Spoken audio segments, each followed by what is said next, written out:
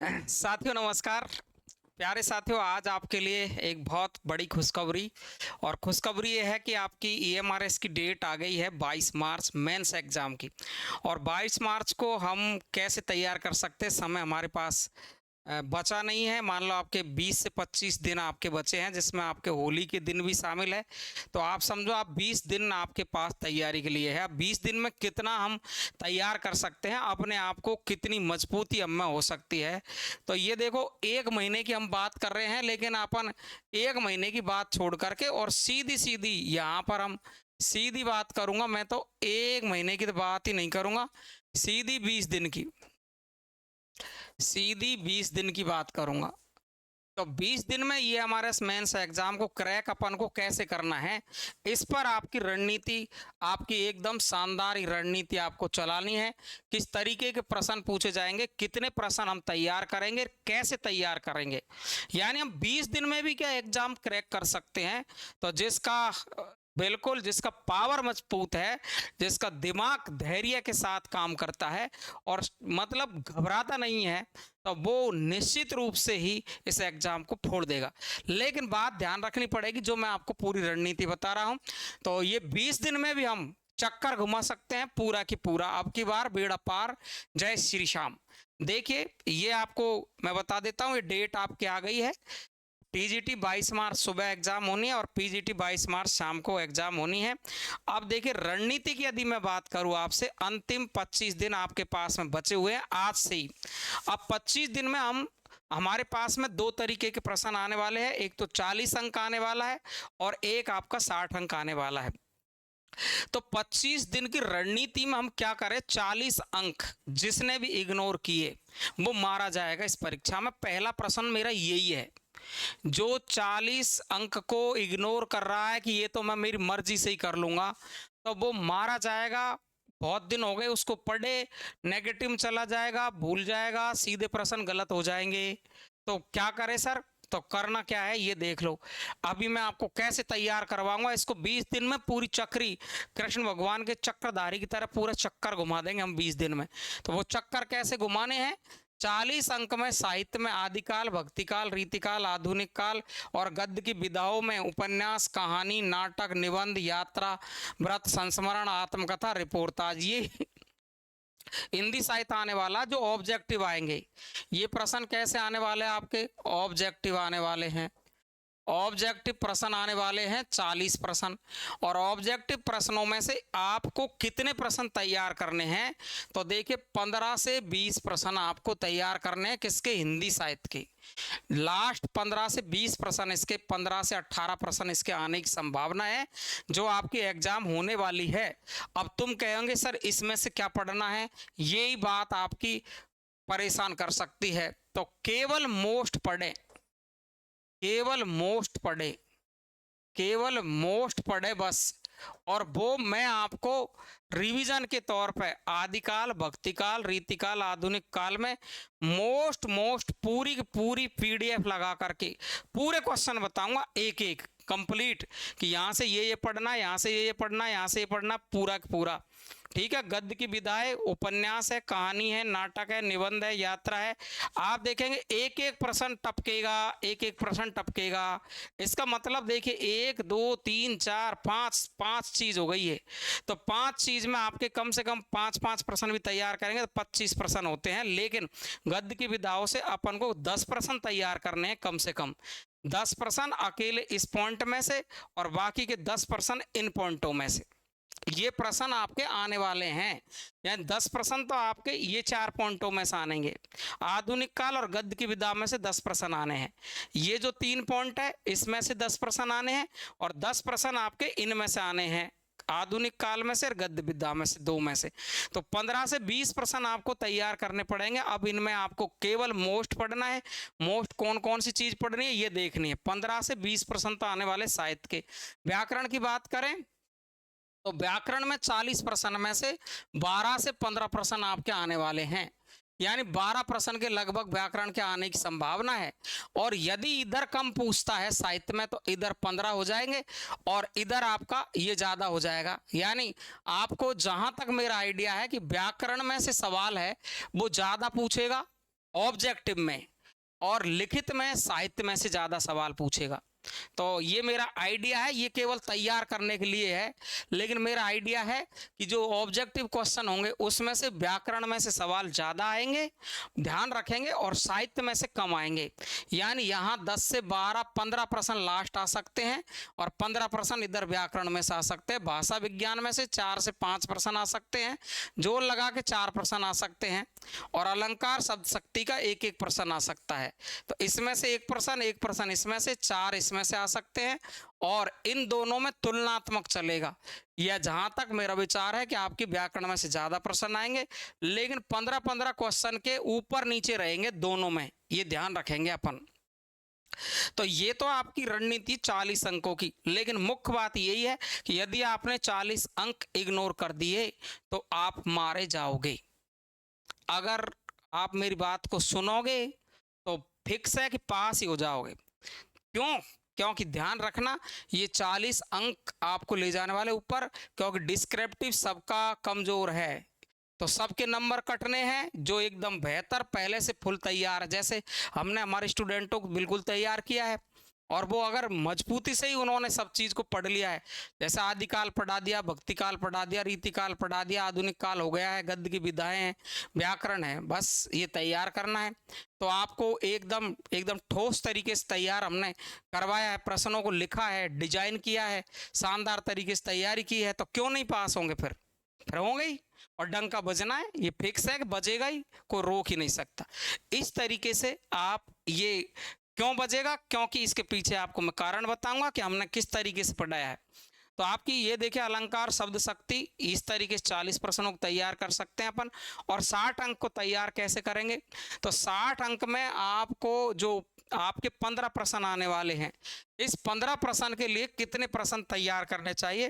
तो मेरा जो मानना है, वो मोस्ट प्रश्न बनते हैं केवल और केवल 10 प्रश्न आदिकाल में से, 15 प्रश्न भक्ति काल में से मोस्ट बनते हैं, रीति काल में से 12 प्रश्न मोस्ट बनते हैं, और आधुनिक काल में से 15 प्रश्न मोस्ट बनते हैं, और गद्य की विधाओं में से 15 से 20 प्रश्न मोस्ट बनते हैं, केवल और केवल।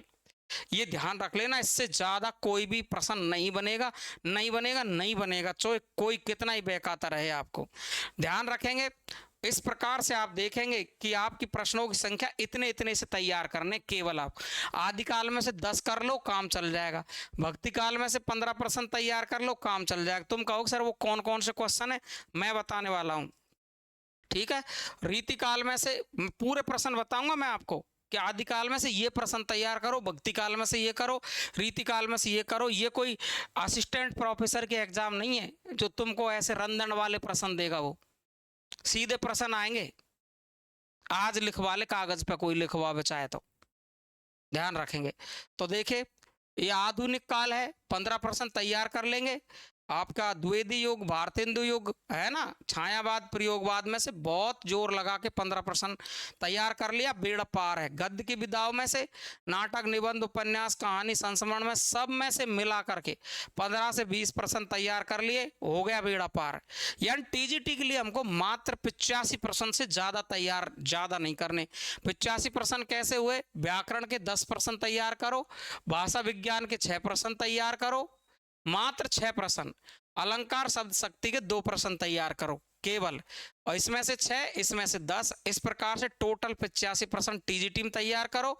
बाकी का पीजीटी का सिलेबस बहुत बड़ा है, लेकिन पीजीटी में से कैसे तैयार करने हैं, 100 प्रश्न तैयार करने पड़ेंगे आपको पीजीटी में, यानी कम से कम 15 प्रश्न इसमें बढ़ जाएंगे। तो पीजीटी में आप अगर 100 प्रश्न तैयार कर लेते हैं 20 दिन में, यानी एक दिन में आपको 5 प्रश्न तैयार करने हैं, तो आपका बेड़ा पार और हो जाएगा, कोई दिक्कत ही नहीं है।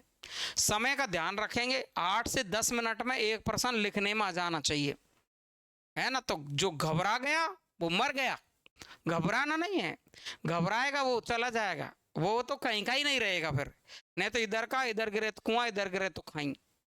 ध्यान रखेंगे, इसलिए घबराना कतई नहीं है, कतई फ्रैंक दिमाग से, फ्रेश दिमाग से, हंसते हुए जो होगा सो होगा, है जो रची राखा प्रभु ही रखेगा लाज। तो ध्यान रखेंगे, इस तरीके से आप टीजीटी वाले 85 प्रश्न तैयार करके और आप पूरी इस 60 अंक को तैयार कर सकते हैं। और इसमें कौन से मोस्ट प्रश्न है वो मैं आपको बताने वाला हूं।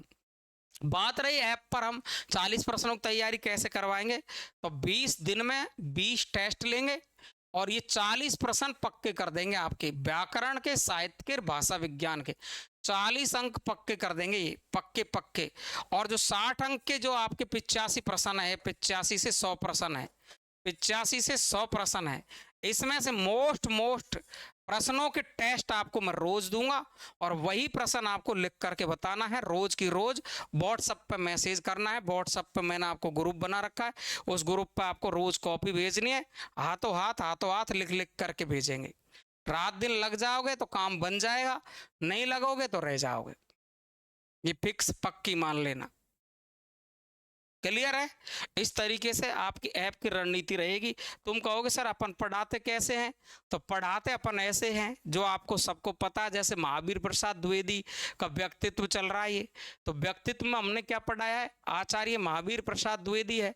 ये देखो 1864 से 1938 इनका समय रहा है। आधुनिक हिंदी साहित्य के युग प्रवर्तक, संपादक, भाषा के परिमार्जक, जिनके नाम पर द्विवेदी युग 1900 से 1920 प्रसिद्ध है। इन्होंने खड़ी बोली का परिष्कृत रूप, व्याकरणिक शुद्धता, नैतिक मूल्य प्रदान कर जागरण सुधार काल को नई दिशा दी है।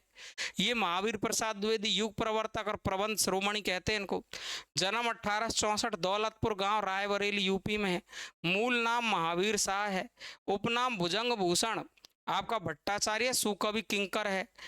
आप देखेंगे ये नोट लिख दिया हमने 1903 से 1920 तक मासिक पत्रिका सरस्वती इलाहाबाद के संस्थापक रहे हैं। मुख्य बिंदुओं में राष्ट्रवादी दृष्टिकोण रहा है इनका, है ना। वह जंगल की हवा कहाँ है, वह इस दिल की दवा कहाँ है, कहाँ टहलने का रमना है, लहरा रही कहाँ जमना है। अरे भाई मास्टर ऐसी ऐसी चीज लिखा रहे हैं जो बच्चे को ना मतलब इस जन्म में तो क्या 7 जन्म में भी याद नहीं हुए। या फलाना फलाना में रहस्यवाद में तुलना कर दे, या हम यह कर दे, या हम फलानो कर दे। अरे बालक को तो याद ही नहीं हो रहा है, सामने वाले को कितना दबाव में कोई सीधी सीधी चीज बता दो मास्टर जी, एग्जाम पास हो जाए ऐसी। तो हमारी धुरंधरी से काम नहीं चलेगा। तुमको कि मैं कितना जानता हूँ, इससे काम थोड़ी ना। आपको उससे काम है कि मुख्य चीज बता दे जो झट देने से याद हो जाए और परीक्षा में लिख दूं। ये है मेन चीज।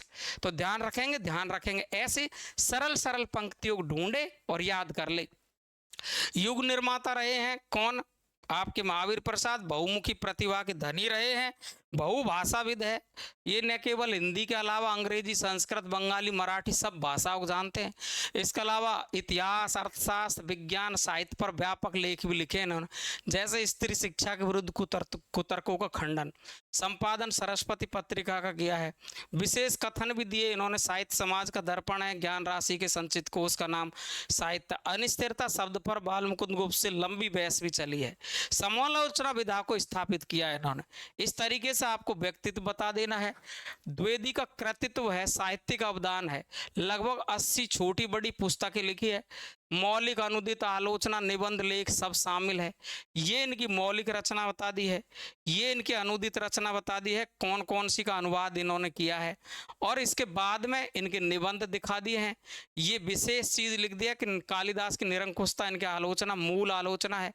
और प्रथम कविता इनकी हे कविते है, जो 1900 ईस्वी में सरस्वती में छपी है। 19 प्रबंध काव्य लिखे हैं, इसलिए इनको प्रबंध शिरोमणि कहते हैं। प्रसिद्ध लेख है, क्या हिंदी नाम की कोई भाषा नहीं है, आर्य समाज का कोप और कवियों की उर्मिला विषयक उदासीनता, स्त्री शिक्षा के विरुद्ध कुतर्कों खंडन। ऐसे आपको हमने कितने सारे प्रश्न हल करवा दिए। ये देखो मतलब आप जितने देखोगे ना, ऐसे लौकिक साहित्य आदि काल का है ये, कितने सारे प्रश्न आपको हल करवाए। ये देखो सारे प्रश्न हाथ से इसी तरीके से लिखे हुए मिलेंगे आपको। तो प्यारे दोस्तों, ये जो रणनीति मैं आपके सामने लेके आया हूं, ये आपका दिल जीत लेगी एकदम। तो ध्यान रखेंगे कैसे हम इस चीज की तैयारी कर सकते हैं। ये 60 अंक पूरे बताए हैं आपको, और इसके बाद में ये आपको मैंने 40 अंक ऑब्जेक्टिव और 100 शब्दों की एक ही दवा बता दी है। जिसने 40 अंक इग्नोर किया है उसकी पार नहीं पड़ेगी। ये 100 शब्दों की एक दवा है, ये ध्यान रख लेंगे। ये मैंने रणनीति बता दी 20 दिन की कंप्लीट, और मैंने ये भी बता दिया आपको अब ऐप वाले किस तरीके से तैयारी करेंगे। तो 20 दिन में भी फोड़ देंगे हम, ठीक है ना। इसी तरीके से कोई दिक्कत नहीं है। तो लाल टमाटर बड़े मज़ेदार के साथ आप मस्ती से रहिए, कोई चिंता करने की आवश्यकता नहीं है। ठीक है भाई, कोई दिक्कत है तो बता देना मुझे, बाकी कब मिलते हैं अपन। अगर आपको वीडियो अच्छा लगा है तो लाइक कमेंट जरूर करें, लाइक भी करें, कमेंट भी करें और शेयर भी करें अगर तुमको सच में दिल से ही अच्छा लग रहा है तो। और बिल्कुल सब्सक्राइब कर ले चैनल को, हिंदी ज्ञान धारा को। सभी को नमस्कार, राधे कृष्णा।